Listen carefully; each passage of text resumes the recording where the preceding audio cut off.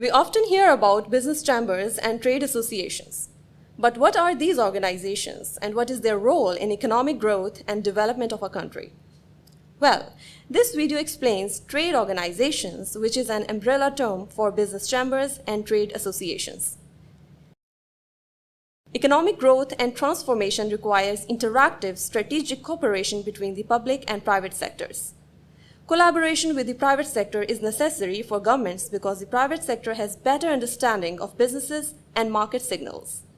In contrast, the public sector lacks adequate knowledge of various sectors to assess the need for reform and design appropriate policy intervention. This is where the role of trade organizations becomes important.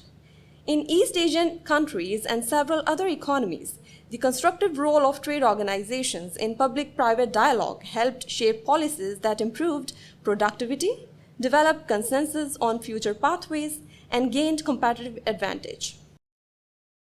The key roles of trade organizations is conducting evidence-based advocacy and offering various types of market complementing services. These services help trade organizations become financially sustainable. To gauge the performance of trade organizations in Pakistan, 18 leading trade organizations across various sectors and regions were surveyed.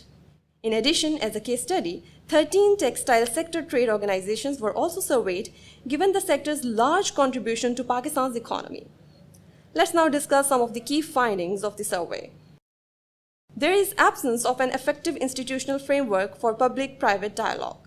For instance, in the case of sector-specific associations, only 2 out of 9 associations surveyed had a formal mechanism to engage their counterparts across the value chain.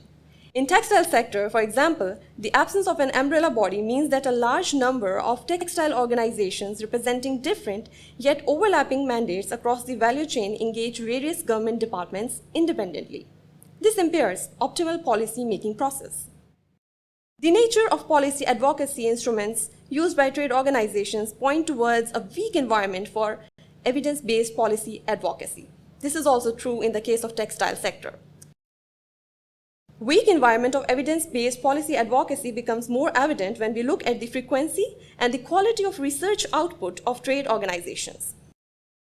With regards to market complementing services, trade organizations in Pakistan do offer some such services, including visa facilitation and business-to-business events.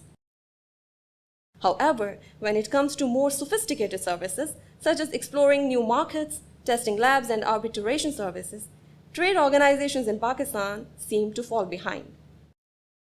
It is also important to note that in most cases, the services offered by trade organizations in Pakistan are through voluntary contribution of members, rather than professionally staffed departments.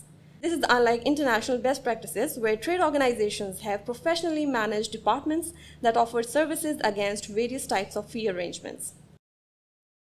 To find out what can be done to address these challenges, please visit our website to read the complete report available at the link in the description below. Goodbye.